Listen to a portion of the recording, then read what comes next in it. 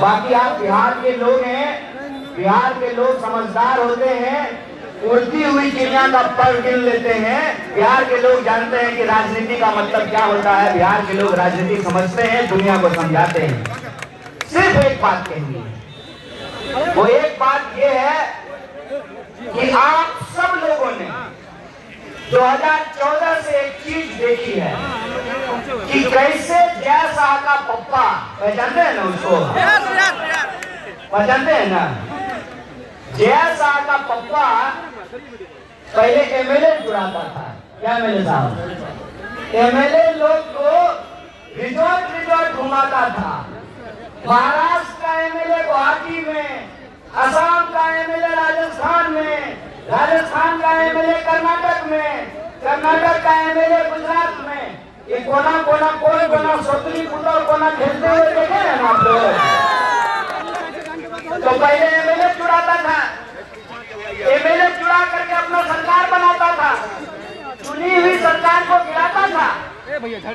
जब पूरे तंत्र को अपने कब्जे में ले लिया तो बोला अब एमएलए लोग को पैसा देने का जरूरत नहीं है। काहे करोड़ों रुपया खर्च करेंगे जब चुनाव आयोग हमारा, ईडी हमारी, सीबीआई हमारी, और सीडी बना के नेताजी लोग का बना करके रखे हुए ही। तो बोला कि करोड़ों रुपया खर्च करने का क्या जरूरत है, एमएलए चुराने से अच्छा है वोटें चुरा लो। समझे? न रहेगा पास न बजेगी। अरे वोटे से ना एमएलए बनते हैं। तो बोला एमएलए चुराने का क्या जरूरत है, वोटे चुरा लो। और जब एमएलए को पता चलेगा कि हम अपने दम पर एमएलए नहीं बने हैं, वोट चोरी के दम पर एमएलए बने हैं, तो अमित शाह कहेंगे बोले दिन है तो एमएलए कहेगा दिन है, बोले रात है कहेगा रात है, बोलेगा तुम आज से मुख्यमंत्री नहीं हो संतरी हो, कहेगा यस सर। यही होना शुरू हुआ ना।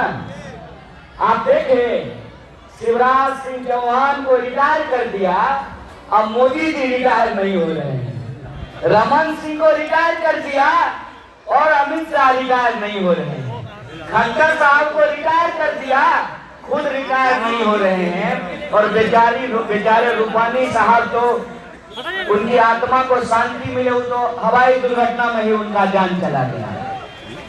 तो भाजपा पहले अपने दल के नेताओं को कब्जा में लिया, उसके बाद वोट चोरी से पूरे के पूरे सरकार को कब्जा में लिया। और एक बार बताइए कि जब वोट का अधिकार ही नहीं बचेगा तो जीने का अधिकार बचेगा, नागरिक होने का अधिकार बचेगा। और जो सरकार चोरी से बनी हो वो आम गरीब गुरबा के लिए ईमानदारी से काम करेगी?